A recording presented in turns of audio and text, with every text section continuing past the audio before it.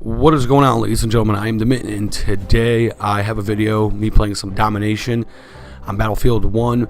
The reason why I'm making this video is because, well, I don't want to be kind of left out to dry, I guess, when it comes to talking about things that are very relevant when it comes to Battlefield 1. So I wanted to talk about the new DLC that's coming out in March. Clearly, there's not a real, there's no real date. We just know that it comes out in March. I'm hoping it's the early parts of March, like the first week of March, which would be fucking sweet. So it's called They Shall Not Pass. It's the French Empire, basically. I kind of want to talk about it a little bit, because I did check out other, bigger channels and, what they had to say about it. Like, obviously, I'm going to say them, like Level Cap and Westy. Those two guys I'm subscribed to, and I'm not trying to use their name to get subscribers or fame or whatever. I just want to clarify that there's just two people that I followed way before they had the amount of subscribers that they had. So I mean, there's a very distinctive list of YouTubers that I followed, like that I've been following for years now, that have done Battlefield or Call of Duty or other games that I do like, just because they're good YouTubers. They have great commentary, great content, just good stuff. So, compliments to them. Hopefully one day I could be as cool as them, but, that's just hopes and dreams, I guess. But anywho, I wanted to talk about, the French Empire, not really like in detail. I just wanted to say I think it's going to be interesting. I like the fact that they have like different uniforms, so that's going to be something else that you can see on the actual battlefield.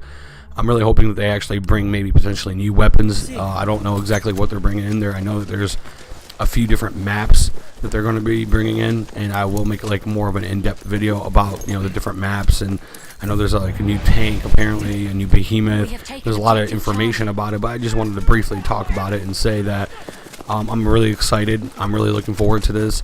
I really wish it came sooner, but Battlefield is a little bit more interesting. Battlefield doesn't really, DICE doesn't release a fucking game every fucking year, so you're not going to get burnt out on just constant new shit coming out. You're just going to have a period of time where you're going to be able to play Battlefield 1 and enjoy it, and even go back to Battlefield 4 and enjoy it, because there's people still playing that. Not as many, but or not as much as I would hope, because I do like to occasionally go back to the more modern-based shooters. Just something that I've always liked when it comes to first-person shooters. But Battlefield 1 does have its perks and challenges and fun stuff that I do like about it.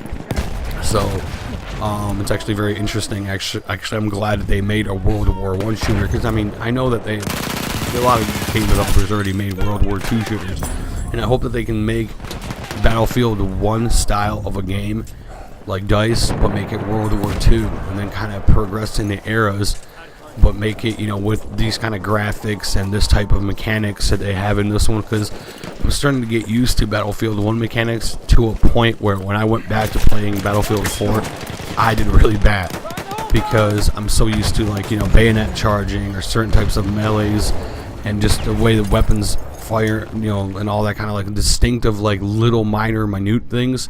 But they do make a big, or they play a big difference really when it comes to shuffling between game to game. And that's one thing that's really interesting, that it is its own game. Really, it's still Battlefield, the Battlefield that that you love very much, but it also feels like it's its own thing with a Battlefield title. So that's what I think about Battlefield 1. It is its own thing. It has certain mechanics and certain aspects of Battlefield that I knew, like Battlefield 3 and Battlefield 4 and Battlefield Bad Company and Bad Company 2. It has certain mechanics, your base for Battlefield games, but it still, I feel like Battlefield 1, it's its own thing. Now I'm really, really excited that they're going to have their this new DLC. I know that they're going to do the French Empire. I know that they're going to do the Russian Empire, and I think they're going to do something else. So we have more operations, more content basically, and that's what I'm happy about, because I mean, as of right now, Battlefield 1 still hasn't gotten stale to me at all. By all means, it has not gotten stale. There's plenty of content, plenty of things that I can do. I barely scratched the campaign really, because I'm just so into the multiplayer. The operations are great. I'm really looking forward to the new operation that they will implement, because apparently they're going to have new operation maps as well. They're going to have a new behemoth. Just so much shit that's coming. And the one thing I really do hope that they do, I really do hope that they bring more weapons into play here, like, a couple more rifles, like your bolt action rifles, couple, auto-loading rifles or semi-auto rifles. I do hope they bring, maybe 1 or 2, 3 extra pistols or something like that. Maybe like another assault weapon, like another SMG or something. I'm pretty sure that there was like a lot of prototype weapons during World War I.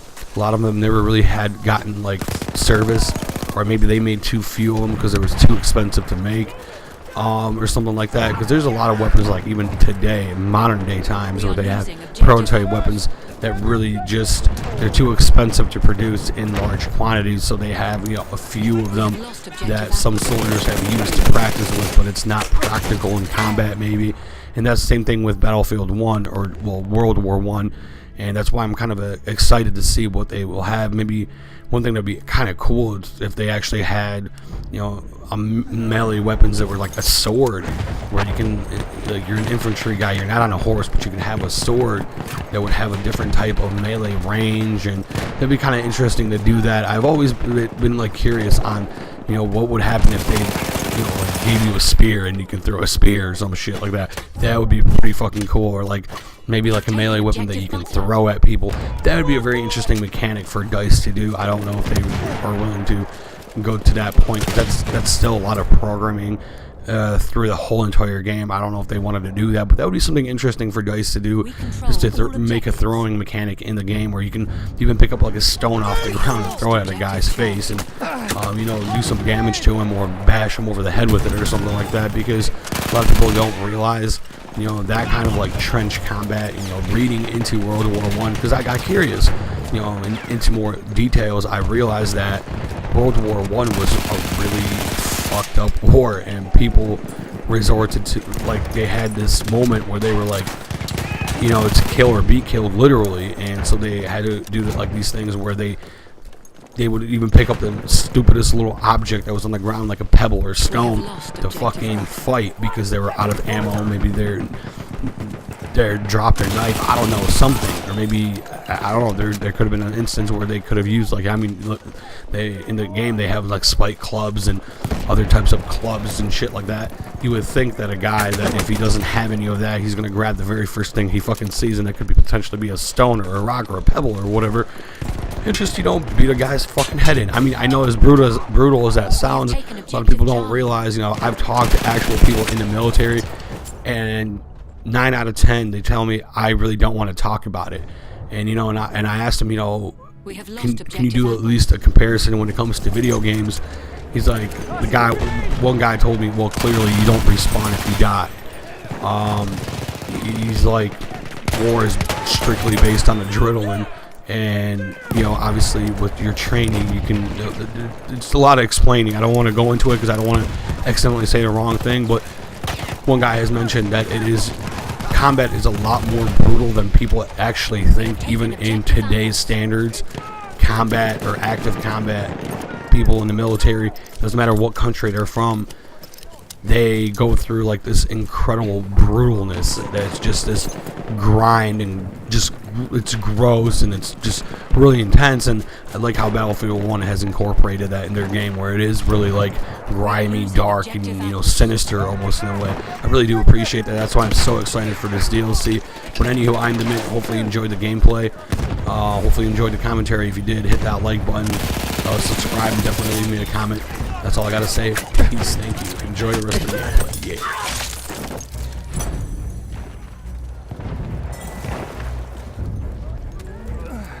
We have taken objective butter.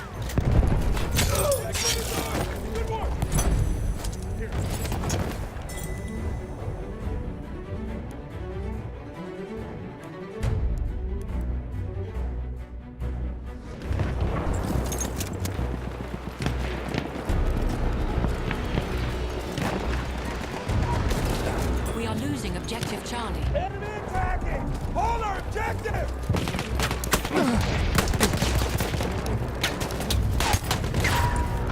We have lost objective Charlie.